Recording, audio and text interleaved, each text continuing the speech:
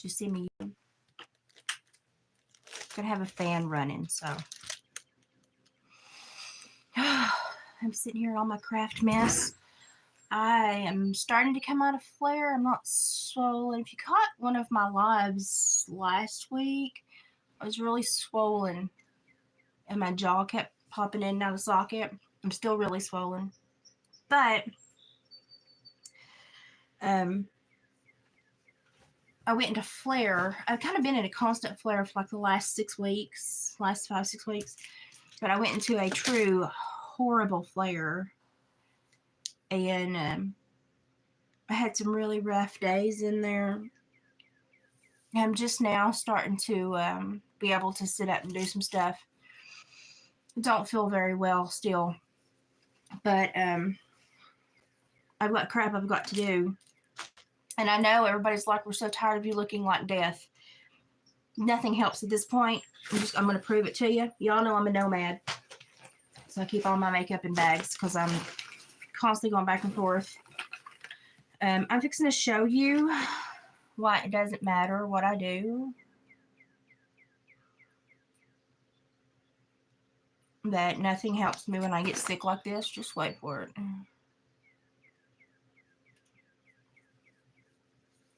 Yeah, I should have had a makeup sponge, but don't come for me in the comments. Okay, gonna prove that nothing helps when I'm in flare.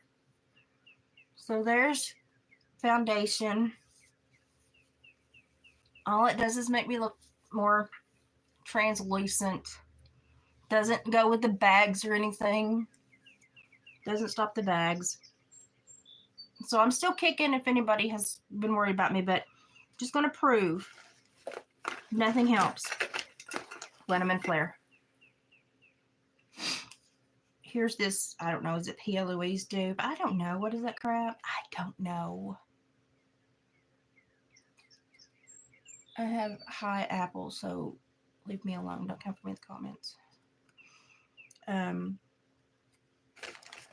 Nothing helps when I've been sick. So we're fixing to make some resin jewelry, but I could hear people already in the comment section, oh my God, you look like death. Okay, well, I've been in flare for like 5 weeks, so get over yourself. Nothing helps. Hello, Julia. Nothing helps when I've been in flare, and it's like an MS flare. So, nothing really helps when I'm in flare. And I'm not swollen over here anymore, but nothing really helps. I cheat, and I use this as eyeshadow sometimes too. Don't come after me. Listen, I don't like makeup. I rarely wear it. Because it is such a pain in the tuchus. And everybody's like, you would look so much better even in flare. No, it doesn't help. See? It doesn't help. Got one of these fat bronzer sticks.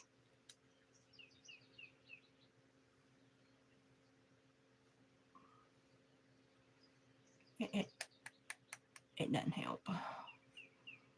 I go through the motions of makeup, I think, just to make myself think I know what I'm doing. You should never drag that down. You should only drag it up.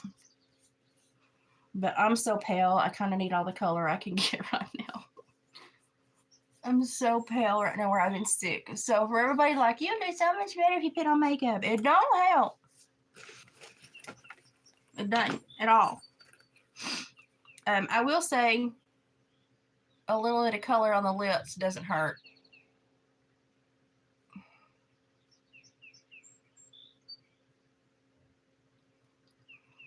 I don't wear a lot. And if you have not jumped on the bandwagon for this mascara, oh my gosh, it's great. Like all the keychain spell, all the Hispanic Latino ladies got mad when they started talking about this mascara. They were like, don't tell them about our mascara. Stop that crap. It's sold at public stores. My eyes water when I've been in flare, and it's a death sentence to put on mascara. But this crap's great.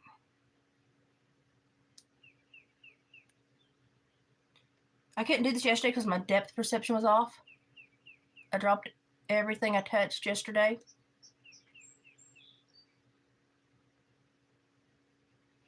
to the point where it was a hazard for me to cook dinner. And I actually did cook a meal yesterday. I was so proud of myself. That's about all I need to do. It doesn't really help. Okay, if you want to rewind and look at me at the beginning of this, look at me now. Didn't really change anything. I've got some more gunk on the top of my eyes. That's about it. I did bring a wash rag to wash my hands. And we're going to be doing resin work, so I needed a washcloth to take the resin off of me. Okay, I did make 2 amazingly large and beautiful dream catchers last week. I actually made 3 altogether. Made 3 altogether. 2 were with the huge tail drops. One with an Arctic fox drop and a coyote face. One with two foxtails, and then one was just regular ribbon and feather drops. I made an awesome ceremonial stick. I got in a really big crafting spurt, and then I kind of got sick again. My eyes started swelling again. I'm still swollen. This stupid disorder. I can't do anything I want to do half the time because of the stupid disorder.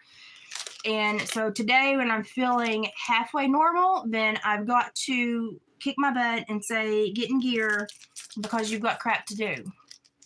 And it's important that when I do feel halfway normal, hi, Simple Girl, I have to do something when I feel normal, because it's a continuation of the normalcy.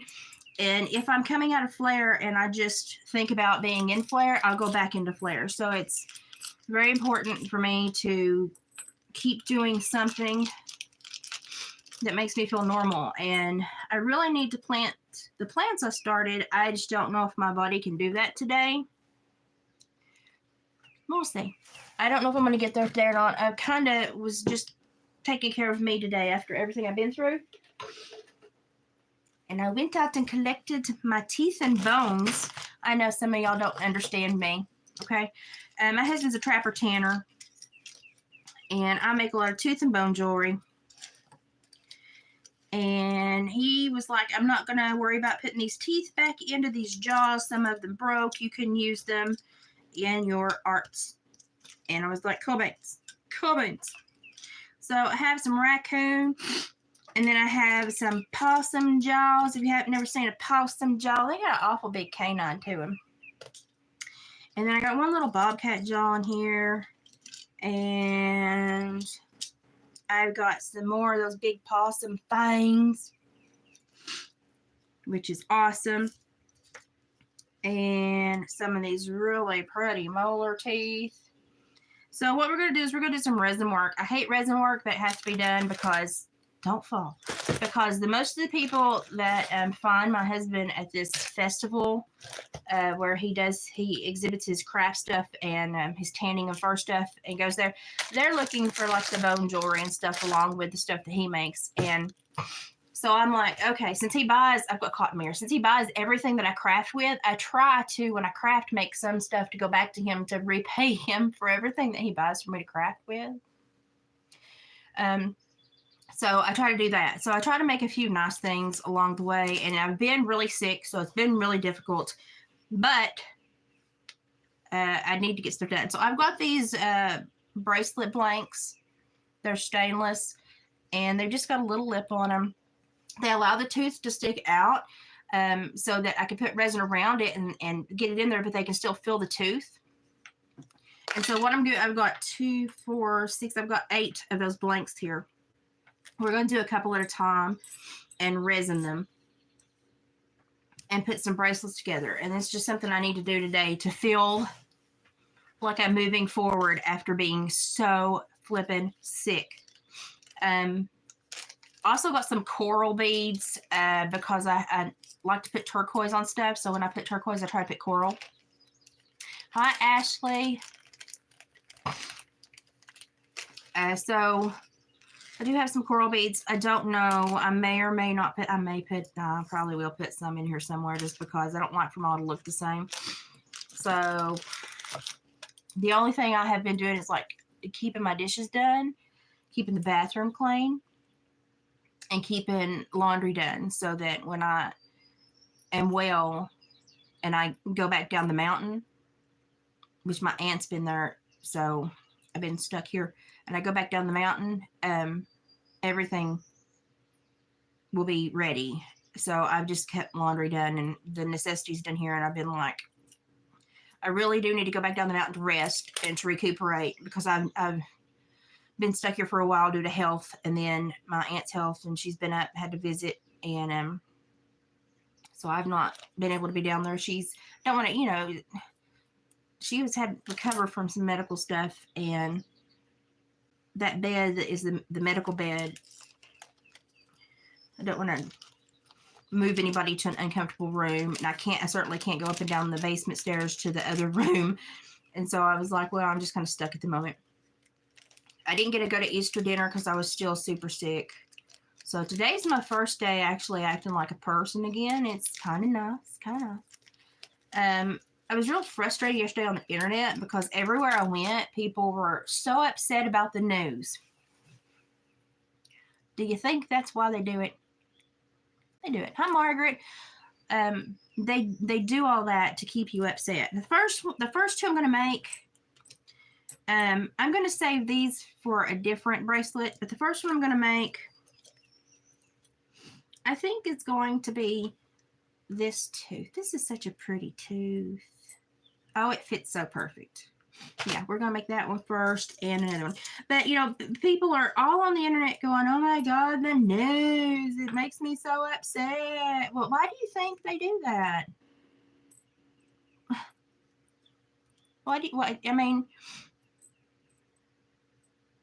A government can have a happy people or a contentious people that are stressed and anxious. Guess what? People that are stressed and anxious are much easier controlled. So it, would behoove you to think that maybe they do it on purpose, and maybe you should not react to everything because maybe that's what they want you to do. I've told you several times on this channel, if people are trying to make you feel big emotions, now I don't just talk out of my butt. I have a master's in psychology. I've worked in the corrections field of supervised murders, retired parole officer, retired counselor. But people are trying to make you feel big emotions is because they want to do something big to you or with you. Most of the time, it's to you. They want to control you in some way, shape, or form. So if somebody's trying to make you feel big emotions, ask yourself why. Back up and see if this is something you need to join in on. Because 9 times out of 10, it's probably not. Probably not. And you'd be way better off just to walk away from it and, do you and not deal with their world. But I really think that they're setting us up for another summer of freaking love. And you have no idea how unhappy I am about that.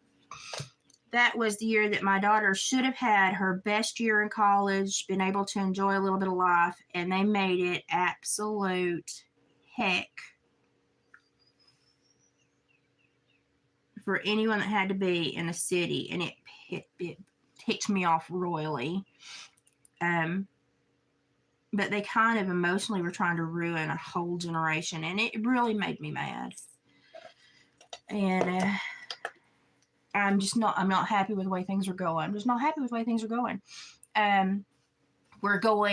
Listen, I watched the press release from that family whose son got released. It boggles my mind. Anyway. Their child took a weapon to school, and upon almost no provocation, a verbal sass,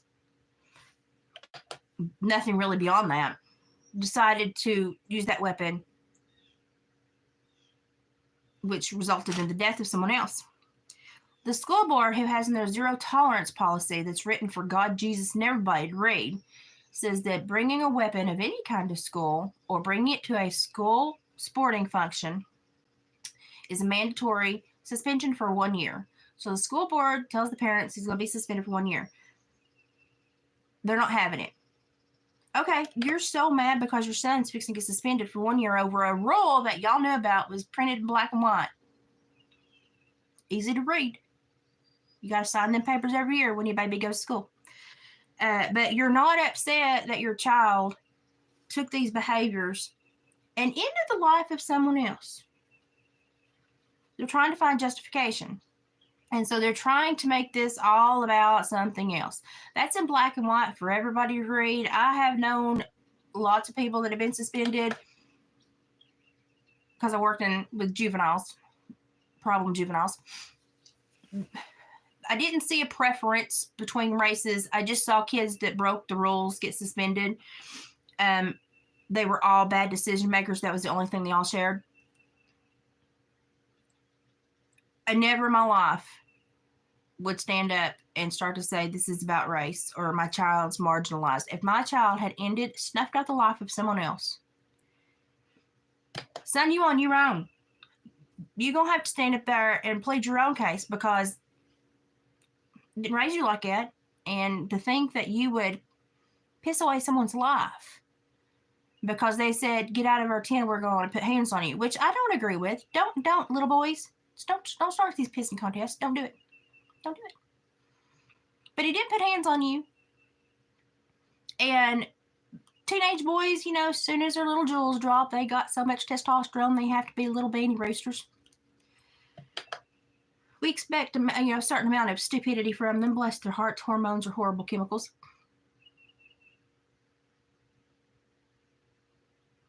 But highly doubt that anything would have happened there at that function right then and there where he took action to say he was defending himself. No, you weren't. You're the aggressor at that point. Because in court, somebody can say almost anything to your face. You might sometimes get a simple assault out of it. 9 times out of 10, unless they actually come at you with a weapon or to harm you, you're not going to get it. The judge is going to be like, listen, words, You have to say very specific things, have very specific intentions, or have some kind of follow through half the time because judges are just those kind of people. But the fact that he got an ankle monitor and got out of jail, the fact that this family is now on, and y'all can hate me if you want to, I don't care. I worked in the corrections field, taught cognitive behavioral therapy to murderers, been here, done this, worked with them a lot. The fact that they're on every interview, every platform they can get on, saying they're marginalized, oppressed, they're terrified of the Caucasian people in the world. Boggles my mind. But yet they use the money that was raised to move into a white neighborhood. Buy him a car when he's on house arrest for how long? He can't leave. Boy's GPS. If he does leave, it's going to sound the alarm and they're going to come pick his butt up. But they bought him a car. No legal defense? Really? Really? And the fact that, you remember up in one of those northern states, was it Michigan? Those parents got held liable for their child's behavior when he hurt somebody. Well, I think he killed somebody too. You might have wanted to put it toward lawyers. There's one tooth. But the fact that they have not allocated funds appropriately and done what should have been done, there's another one, tells me that we're not living correctly in our brains here. We're having problems. And they said during that press conference that he was raised in a 2-parent home. Doesn't matter. Doesn't matter. And what was it that God comes first in everything? You can say a lot of words. I'm going to look at actions. And I'm not seeing very many God-fearing actions or behaviors out of this family yet. It is a lot of victim mumbo jumbo. Listen, I have bonus children of all races, creeds, and cultures. And I've spoke to one of my bonus children. And she's like, yeah. She's like, I don't understand. She's like, I should be able to understand. She's like, these are supposed to be my people. She's like, I don't understand. And I said, well, if you can't take an action yourself, you're not supposed to be able to understand it, which is the second time I said that today. So it makes me happy that she can't understand it. But at the same time, what happened? Because you're shaped by your environment. So the environment this boy has grown up in has not been controlled effectively by his parental guardians. But what has occurred to make him reject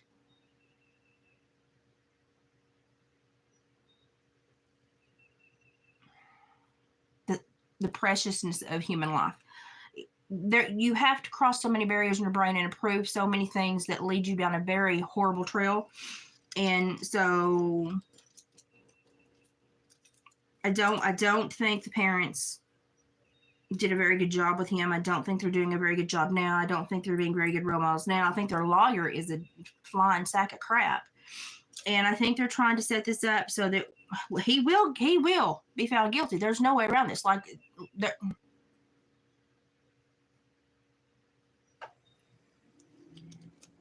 they say they have video. Okay, good. People are like, release it. It's juveniles. And one of them passed away. They're not going to release it. But he's going to be found guilty.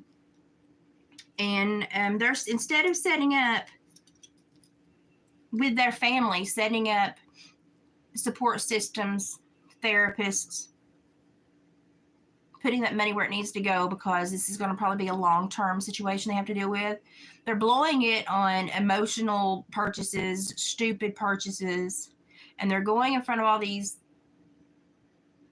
audiences that they're getting platforms for, and they're setting up this, we are oppressed, we are victims, they're coming after us because of our color. No. Number one, you violated a lot of contractual agreements with that money. Number two, you still have not spoken in any way, shape, or form about that, the confrontation itself, which you know, they will still normally, you know, pray for the other family. They've not even done that. When the father of the boy that died went to one of their pressers, public space, he should have been allowed there. They literally were like flogging chickens all around him, threatening him, and he just stood there. He just stood there. And then when the cops said, okay, you need to leave, he's like, okay. And he's like, see how easy it is to just not react and leave? And I was like, okay, dude, you win. That was like a total burn. But that told me kind of all I needed to know. They have not been good examples, nor are they going to be good examples. And listen, if you're crappy parents, it rolls downhill and it lands on your children. There you go. And listen, I've counseled juveniles that are in the justice system. I've dealt with the juveniles removed from the parents and placed in juvenile placement facilities, wilderness boot camps. Let me tell you, everything those kids had in common, their parents, little bubble shy plum. Okay? Bubble shy of plum.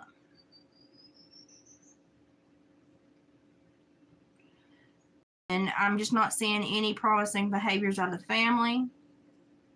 You know, wish I could come on here and say, you know, I think they've been, you know, woke up to, you know, some issues in their family and they're going to take corrective measures. And, you know, no, I just don't see that. I don't see that at all. And it makes me sad, because you got to realize this kid also grew up in this environment and was trained by this environment. So, you know, when I was an officer, there was an area in Knoxville. I had to do most of my training either at the police academy in Middle Tennessee, which was an old girls reformatory, creepy, or I had to do a lot of my regular training in the Knoxville field office.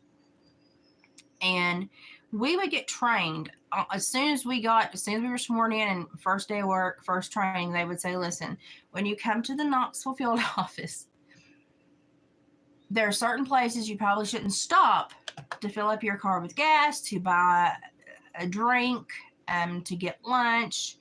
And they would tell us about certain parts of the area. And they said it's not as bad for you plainclothes people, but for you in the uniform, because, you know, we had options. If we had to go to court, we could dress up. Otherwise, we were like collared, embroidered, you know, so we were easily identified. They were like, don't stop in these places. And let me tell you, I'm just going to say it flat out. It wasn't because there was a guy named Bubba gonna tongue lash me and try to do something to me. Wasn't for that. And I was always like, really? And I found that hard. I was like, this is, and he was like, it's happened so much, we have to tell you all this. Just because they're on supervision or their cousin's on supervision or they have a beef for some reason with the corrections, they're willing to take it out on anyone that they identify as part of that world. Doesn't matter if you've hurt them or not. They feel like a betrayal from that entire group, so they just lash out. So we were told, don't stop here, don't do that, avoid this area. Never in my life have I been with any of my bonus kids of that persuasion, any of my friends, and been like, hang on, let me go in here. You don't need to get out because they won't understand. Never in my life. Never in my life. Yeah, that lawyer's an absolute floating turd. That's just the way I see it. Y'all can disagree with me, but let me tell you what, the verbiage he's using, number one, it's not going to win their case. It's not helping. Because he said, well, he was a 3.7 GPA student. Well, you just took away any kind of defense you could have because you said he's smart enough, have critical thinking, the ability to read. He knew the laws of the contract when he was given to him by the schools. He knew he was going to get suspended if he took a weapon, let alone used it. And he's smart enough to understand the law, obey the law. You just basically said he's coherent. So it's kind of like, but they're going to turn this into another Derek Chauvin thing. We're gonna have another, if they get their way, we're gonna have another bunch of riots where nobody knows where they're there, but they're given slips of paper and bricks and bust into places. And we're all gonna be sitting there going, "Oh God, again!" And for 1 minute, I just wish everybody that watched this would just sit there and go, "Who benefits from that?"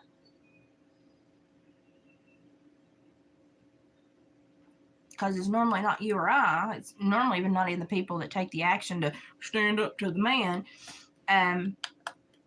It's the people that make the laws, enforce the laws, dictate the laws. It's those higher ranking politicians and judges in that world of people that benefit from all of this. They get to persuade society so that they can persuade the rules so that they can normally bankroll something or have control. So it's like, the next time that you have this big emotional response to the news, which you're an adult, you shouldn't have big emotional responses to the news. You ought to be able to compost it and go on. Think about who's going to benefit, because it's not going to be you. Just think about that. Hi, Sal. That's what lottery winners do. And poof, it's gone. Yep. Don't make emotional purchases. Don't eat when you're emotional. Don't argue when you're emotional. Just don't be emotional. If you're emotional, step away. Go talk to yourself. You are not your emotions. Emotions are bus stops. You don't like the one you're experiencing, wait 15 minutes. Another will come along. But, and then everybody's mad at RFK because he basically read the statistics for autism. As someone that has counseled autistic children, he just told you the truth. There's two more. He just told you the truth.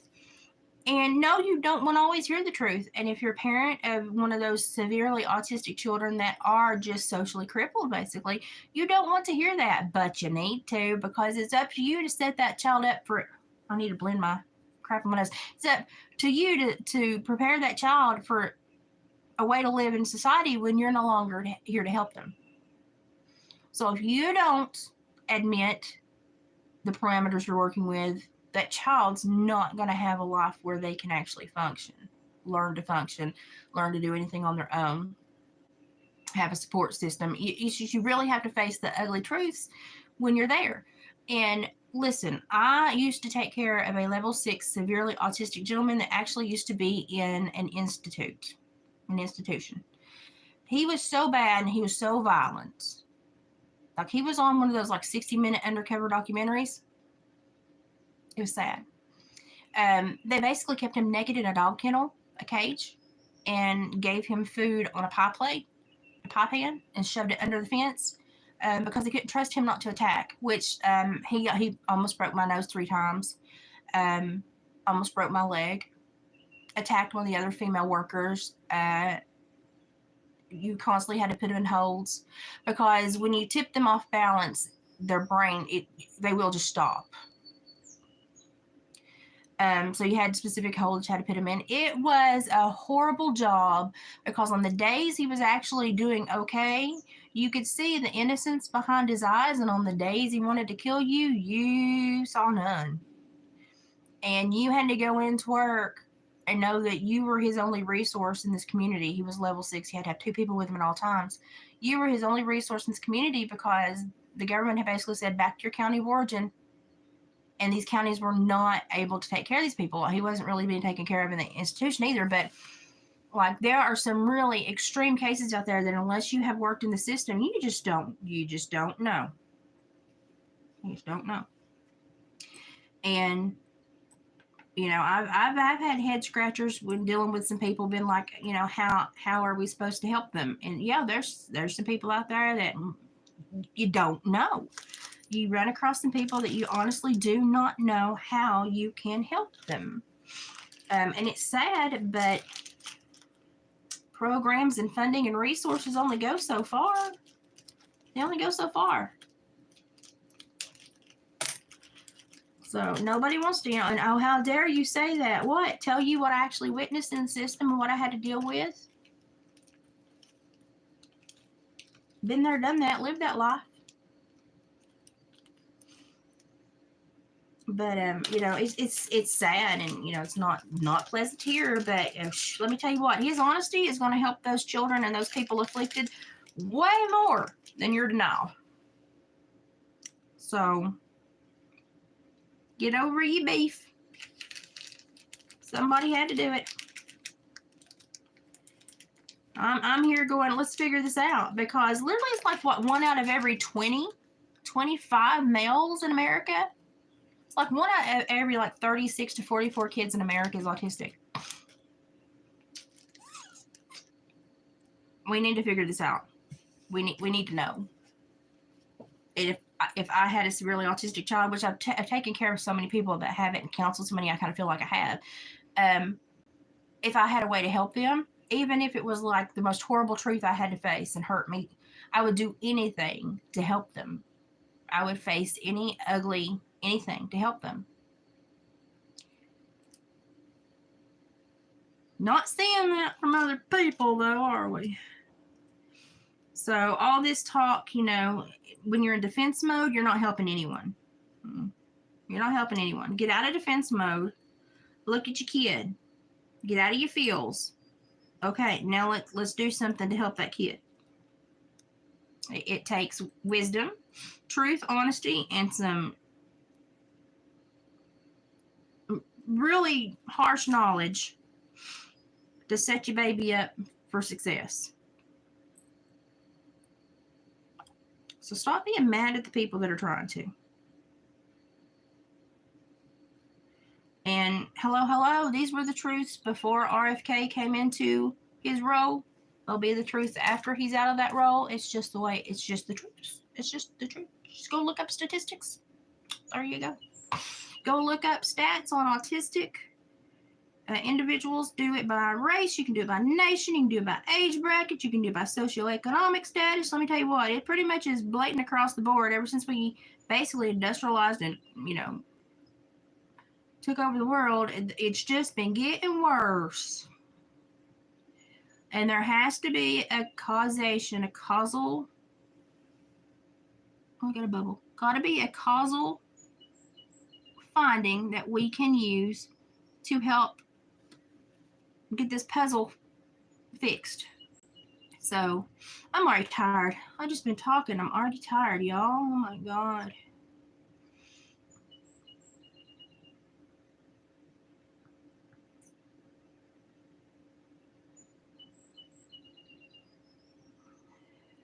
Of course, there'll be people go, you shouldn't talk about that boy like that. Let me tell you what, worked in corrections. I had a young man, I had a young man that was like from Memphis. He came over to a very rural redneck county. Number one, why? Committed some horrible crimes. Why? And was held in the jail for like 8 months. he was from like the Memphis, Arkansas, right over there. So he was actually going to cross state lines to return to his home. And I was the only ICOTS, interstate compact officer. So I had to take him under my supervision at the court date when they sentenced him. I had to immediately, in a day, see him, do like a 25-page application to that state, contact that state, ask them to expedite this, get approval for a travel permit from the judge, get it signed, get it filed, so that, because without all this, he couldn't leave to go home. Well, where was I going to ask him to stay in this small rural area that obviously he didn't function too well in? And he had played the race card several times in the jail. So I was like, listen, I'm not even going to play with this guy. We're just going to get the paperwork done, notify the state, get them prepared to take over his supervision, get him on the road. In the process, I called his grandma, sweet woman. She was the sweetest one. I really liked her. And she sent money for his bus ticket, which I had people that were going to pay for it if she couldn't. I'm not a mean person. I helped him like I would have helped anybody. She sent money for his bus ticket. I found him a ride to the bus station, which was like an hour away.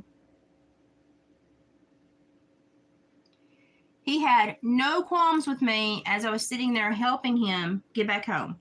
No beefs with me. None whatsoever. Was very, oh no, I dropped it in there. Was very respectful. He, answered all my questions. And I was smart enough during the signature process to go ahead and record. So that they knew he wasn't under duress or anything. Because he had played so many games with the jail, I thought, no, it's okay. I'm just going to cover my butt. And so we got him ready to travel back, got him to the bus station. I actually worked literally all night to confirm he got home and checked in with the officer in the other state. So I had a long day that day. Confirmed with grandma when he made it home. He checked in, did everything he needed to do. I then was like, okay, I can rest now. But I would have done that for probably any high profile case because that was my job. So obviously I would have done it. But I took extra care with him. I could see, being in a small rural county, I could see him not wanting to be there overnight. I could, he had made quite a ripple effect in the small county. So I understood that. I helped him get in and out, go home legally with all your paperwork, be ready to roll. You got an officer, report to your officer, go to your grandma's home, let me know, check with the officer. Got him right to the bus station. Was going to pay for his ticket if his grandma couldn't. Let's just get you home. Get you set up for success at home. Let's get you home. Well, the next day, that boy tried to call the district attorney's office, the sheriff's department, the dispatch office, the victim impact coordinator's office. He called every flipping body he could, trying to roust anything he could against me. And he finally called the office, and I was like, why are you doing this? I was like, I don't know why you're doing this. I said, because you sat in front of me for like 7 hours yesterday while we were going through this process, had no beefs, no quarrels, were very appreciative of my help. I don't know why you're flipping the script now, So, you do what you think you got to do, but you have an officer in that state now, so you're not under me anymore. If I need to see you in court, I'll see you in court. He was cussing me. I was fixing to hang up because I was like, I don't have time. I got 400 defenders I got to keep straight. I don't have time for you. And his grandma, I heard his grandma like pop him like with a flip flop or something across the head. And she grabbed that phone and she was like, I am so sorry. I told him, boy, don't do this. Boy, don't do this. You were so nice. And she was like, you don't worry about this. She's like, I got